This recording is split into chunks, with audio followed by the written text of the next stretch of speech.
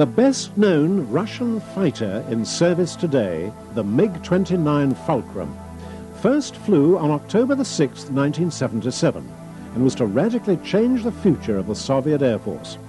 Compared with any Western contemporary, the MiG-29 was uniquely configured and optimized as a highly maneuverable air-to-air fighter and beyond visual range interceptor. The overall performance of Mikoyan's fighter has in recent years been highlighted at air shows worldwide, where the aircraft has stunned onlookers with a series of breathtaking maneuvers. On this program, we take to the air with the MiG-29, the pride of the Russian Air Force.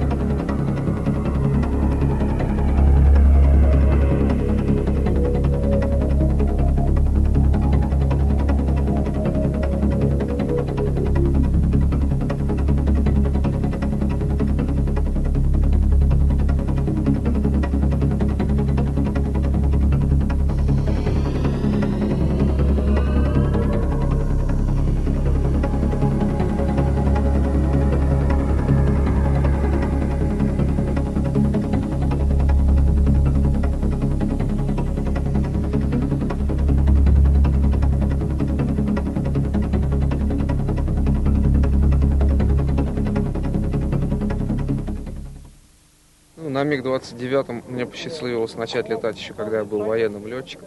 I was lucky to start flying the MiG-29 as an Air Force pilot. Since retraining in 1984 as a military pilot, covering all aspects of combat missions, I now fly as a test pilot, testing new types of equipment and weapons, aiming systems, modifications, prototypes including updates of the basic MiG-29. Now having flown many foreign fighters and having gained a lot of experience on these aircraft, I feel I can now draw comparisons. The MiG-29 is an incredible aircraft for two main reasons. It has very high maneuvering performance and thrust-to-weight ratio, complemented by very simple controls and a well-designed cockpit that is easy to understand. There are a few shortcomings with the aircraft, such as the not very high fuel capacity in the internal tanks. But this is a minor thing. One should not consider comparisons, but to look at the tasks as set out for the MiG-29. The purpose of the MiG-29 is to gain air superiority in close combat and fulfilling attack missions in frontline areas. This is its purpose, and due to its merits, the MiG-29, in my opinion, is an outstanding aircraft. John Farley, OBE, was the first Western test pilot to fly the MiG-29 Fulcrum when it arrived at Farnborough, England in 1990. He recalls this historic flight. Harry had got a series of manoeuvres that he particularly wanted me to do. These were ones which were going to show the airplane in its best possible light from the point of view of low-speed manoeuvrability, the things that he knew we couldn't do with our aeroplanes. They were largely matters of pulling the nose up, climbing to very low speeds, and then immediately rolling the airplane, pulling hard through, a fighting turn reversal, which you would use in combat, but done from attitudes and speeds that he knew that I knew our aeroplanes would not do. And it was... This didn't surprise me in the least, because with my background, it was quite clear to me that an aircraft that could be flown to 45, 47 alpha and full backstick and so on, and an aeroplane that could fly the way I had watched it fly at these air shows, was clearly going to be able to do these manoeuvres. But nevertheless, to actually get in it and do it is still pretty impressive stuff.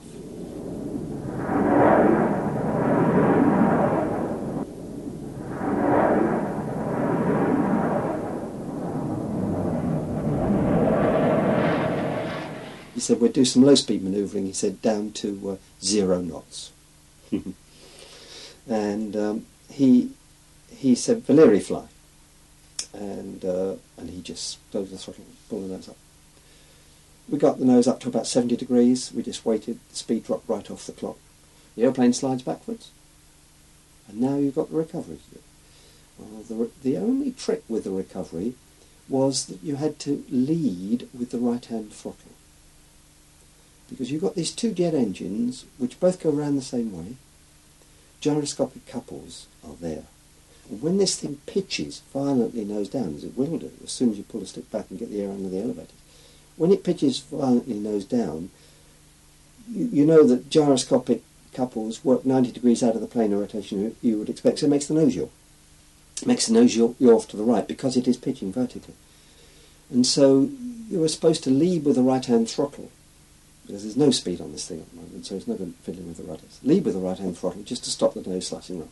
Well, the first one, he had used this term lead with the throttle in the briefing. And so I just sort of tentatively sort of led with it. And when the nose fell through, it yawed off slightly to the right, Valeri fly. So Valeri did one. And I just sat there, and I can see it now as if it was 2 minutes ago. You know. This thing was sticking straight up in the sky, and it started to slide back, and I was just looking at the throttles out of the corner of my eye. You know. And the right-hand one went ka-dung, all the way forward into full reheat, and then the left-hand one went ka-dung, all the way forward into full reheat. You know. And that's what he meant by lead with the left throttle. He meant push it all the way. They had achieved extremely benign handling at edges of what we call the envelope, that part of the speed, height, attitude, angle of attack combinations you can take an airplane to. Mm-hmm.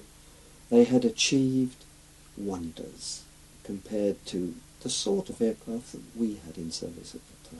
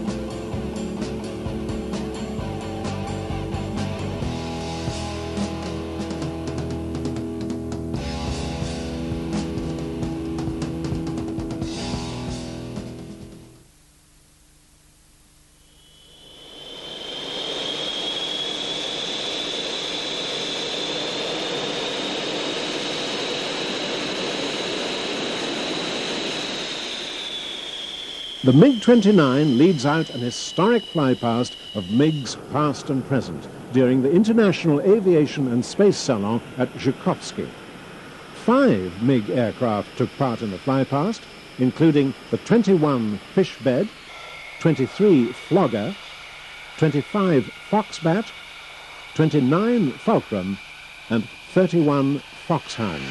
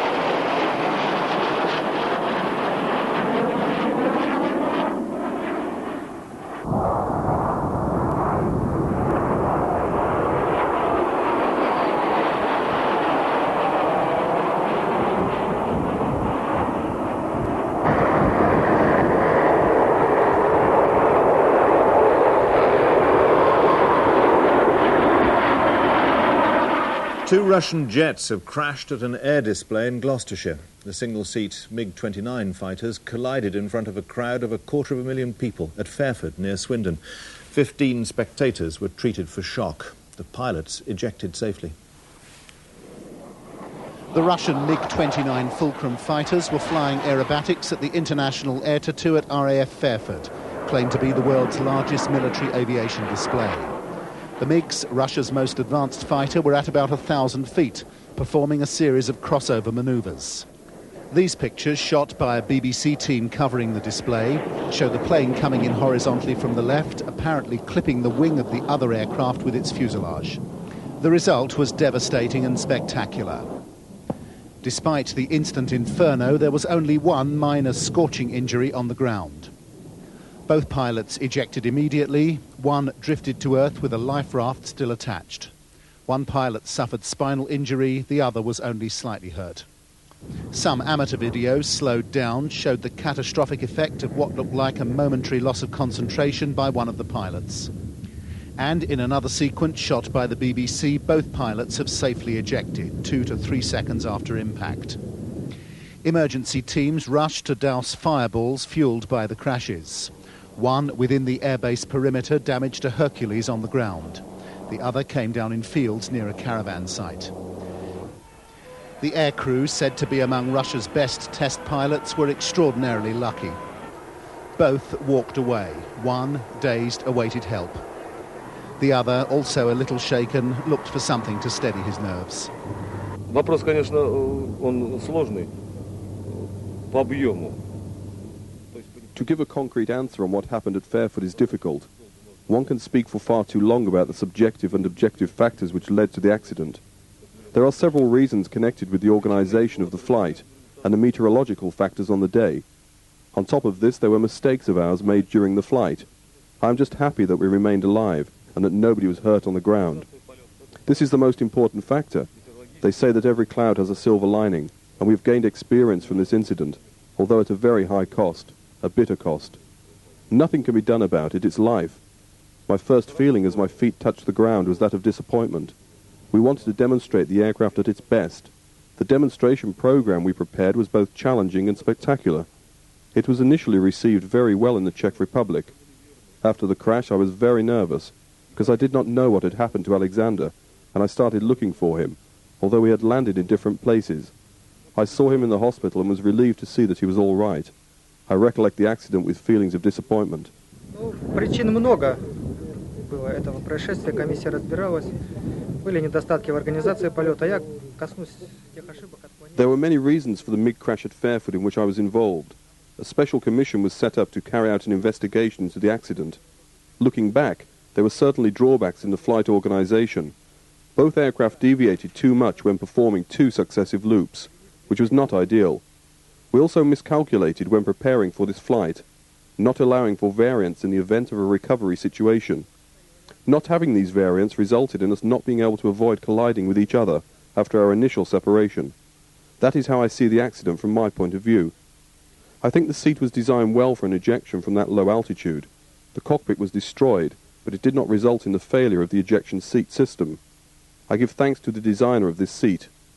At the time I did not know what had happened to Sergei, or where the aircraft had fallen, or even if there was damage on the ground, and God forbid if anyone had been killed. I felt huge disappointment, because the accident had happened during a demonstration flight at the show.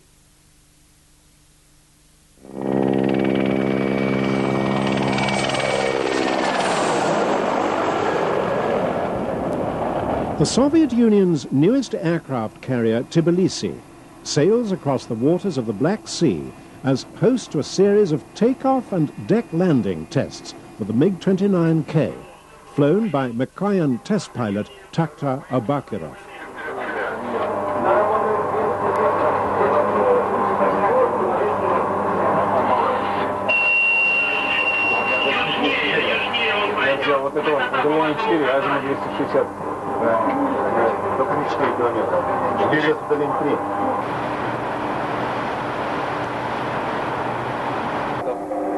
Минутку.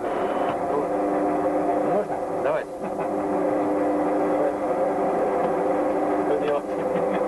Не те руки, да вы знаете,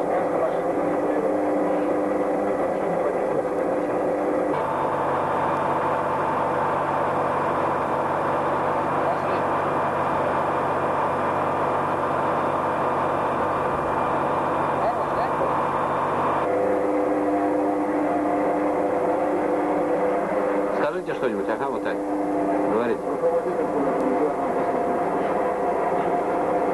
На курсе прошу влево. Обороты не снижать.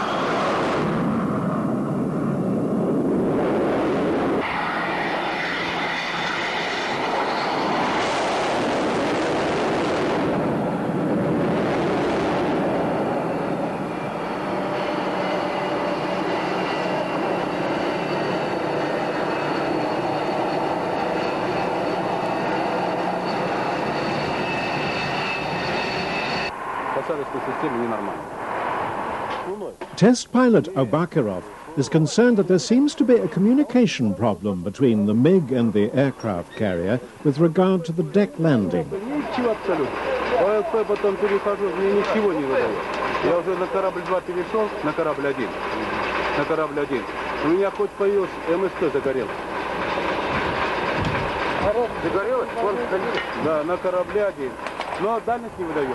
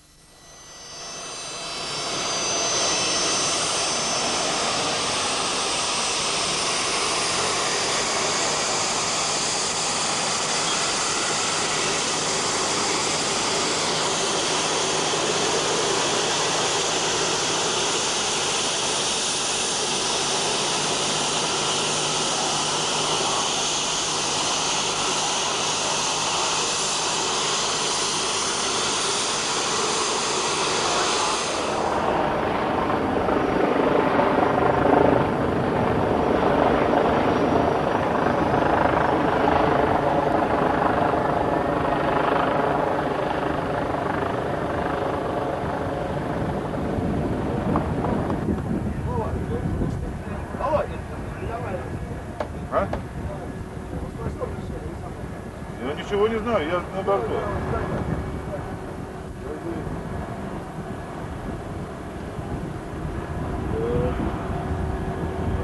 Mikoyan chief test pilot Roman Taskayev played a vital role in the development of the MiG-29 during the flight test program. Taskayev and Anatoly Kvochur were responsible for the first appearance of the MiG in the West when they arrived at Farnborough in 1988, both demonstrating the capabilities of the aircraft. Display flights by Roman Taskayev at Zhukovsky in Berlin, seen here, confirmed that the MiG-29 was certainly capable of performing maneuvers that its rival, the F-16, could not emulate.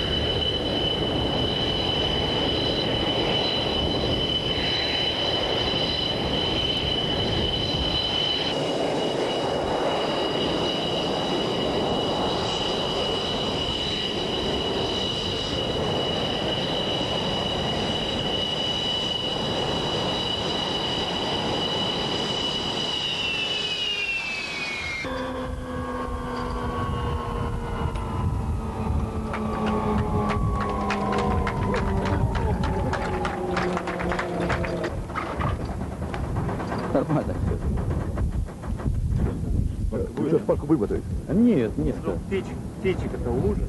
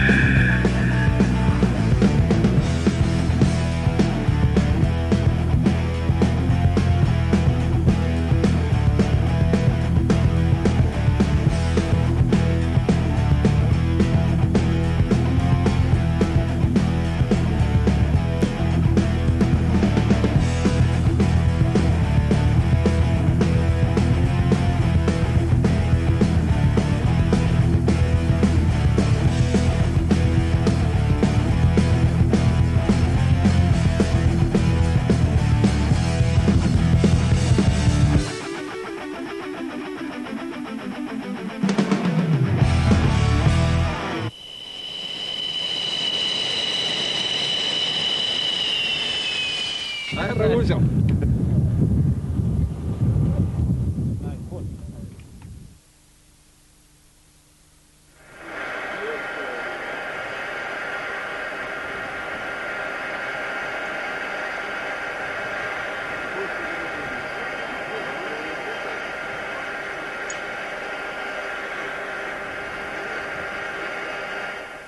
Every flying display is complex, and a pilot must fix all the maneuvers he's to make firmly in his mind. One way is by walking through, something the onlooker may find rather puzzling. Gromov Flight Research Institute test pilot Alexander Ganayev performs this routine before each flight, in this case, a display in the MiG-29.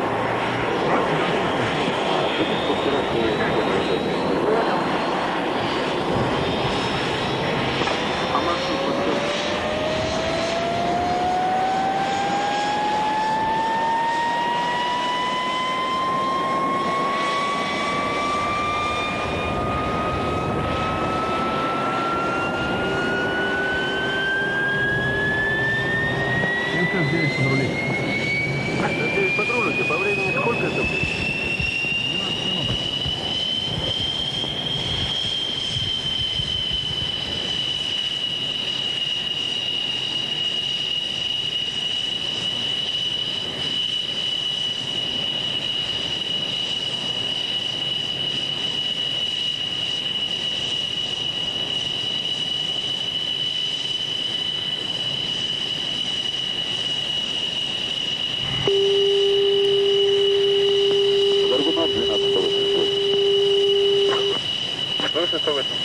Издалека идем от оператора. Показайте на полосой. Выполняйте право на посадочный посмотрим. Выполняю право посадочное 12-8. Тест-контроль пошел, норма.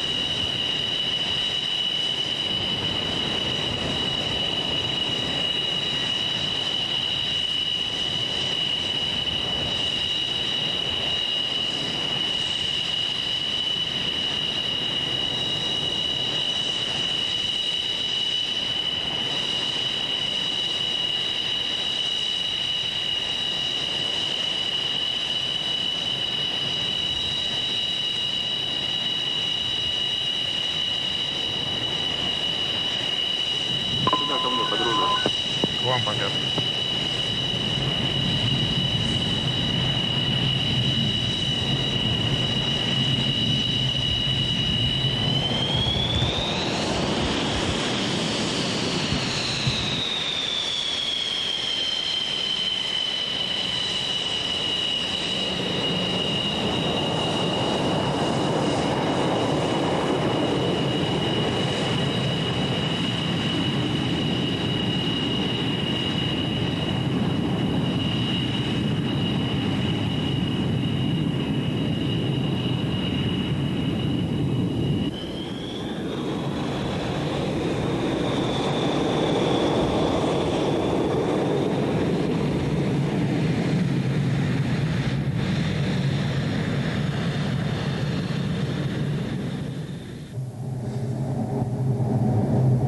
Форсажи норма.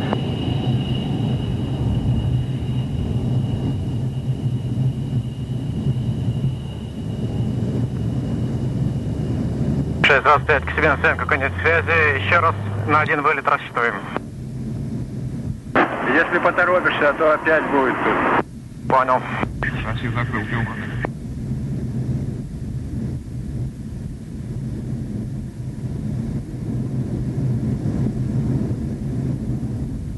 Нормально, углах сидит. Будет ухо.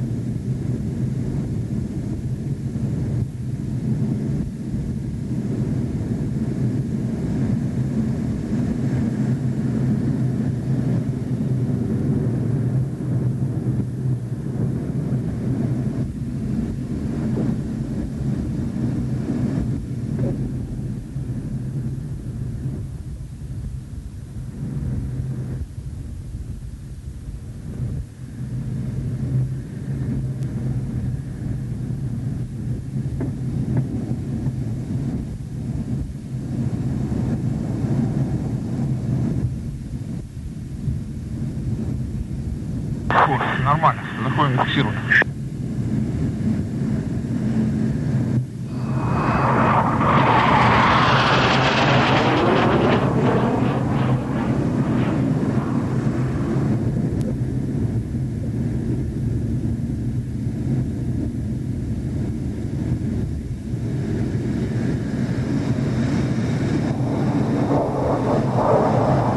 Осталось 550 килограмм.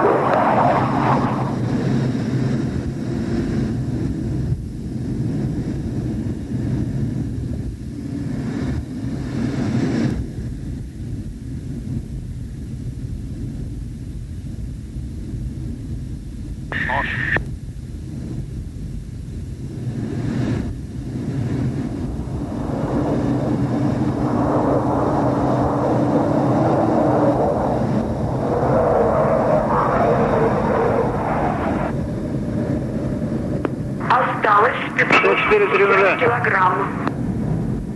Отвечает? Запускайте 7.46 давление. 7.46 принял, спасибо, запускаем. Будет тройная.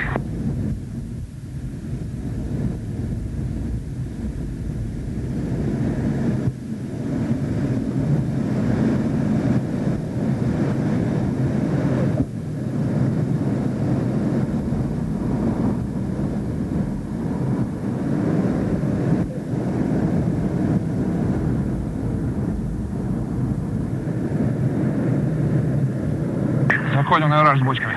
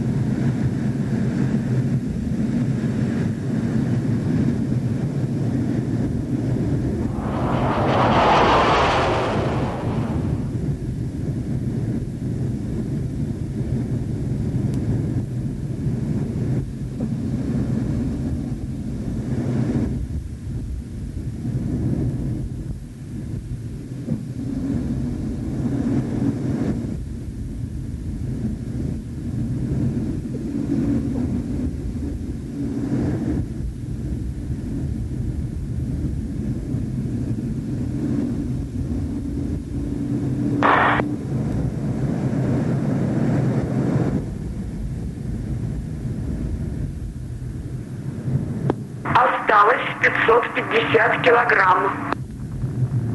Черт, а тут низко, наверное. Смотри экран.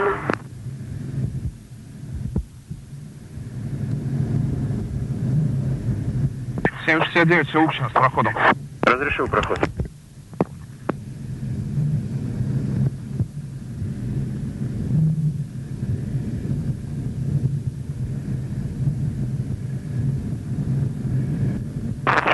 Десятый еще повторять будешь? Да, то же самое.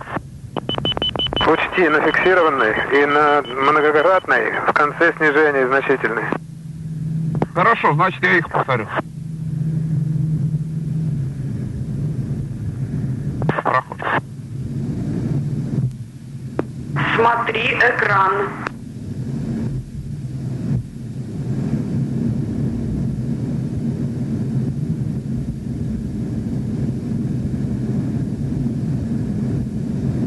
Горбунов 420 Кэрму. Разрешите выезд на полосу? Понял, разрешил.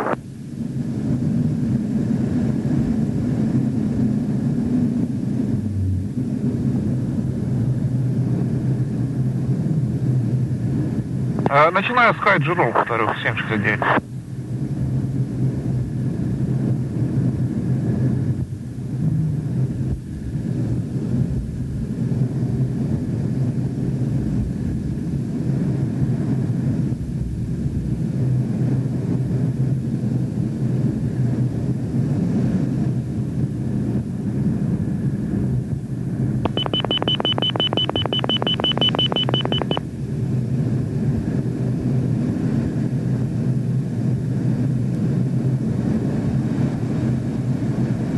А, 421 полос, владелец.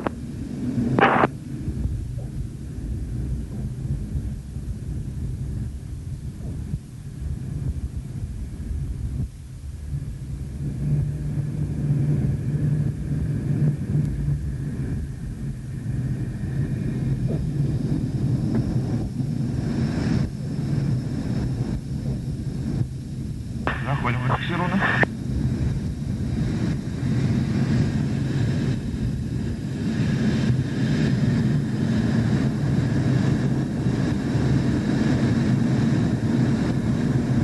Пошли.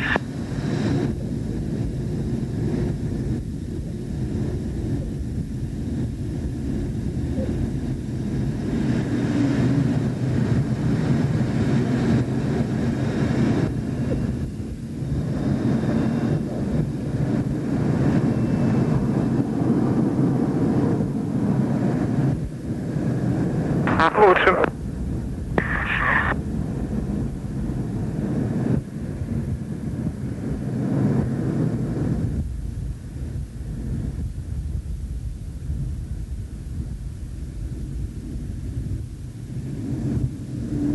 Нож.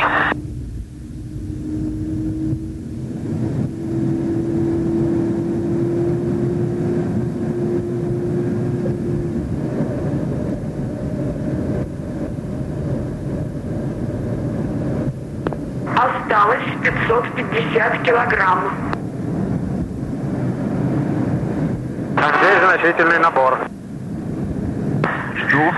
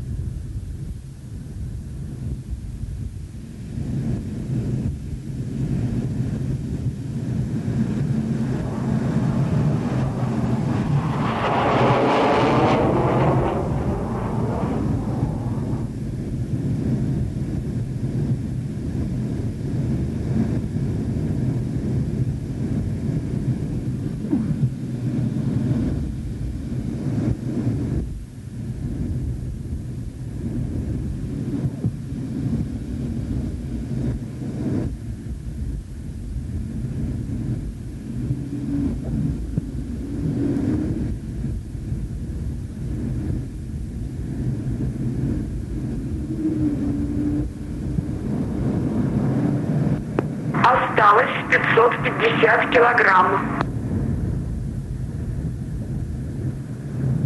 Осталось 550 килограмм.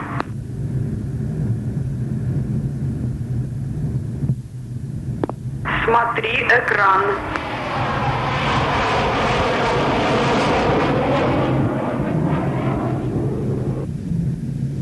«769», все общено. Посадка готов. 769, посадку 302 разрешаю, ветер 310 градусов, 6 метров. Понял. Понял.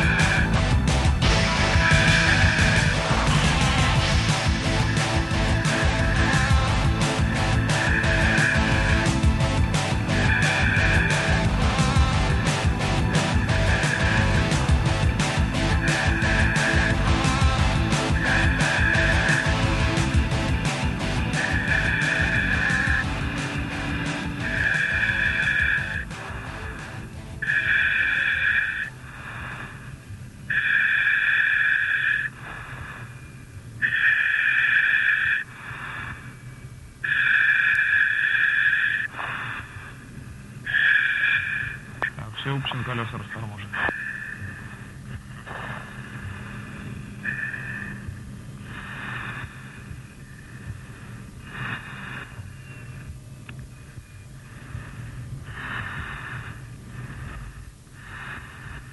Высота опасная.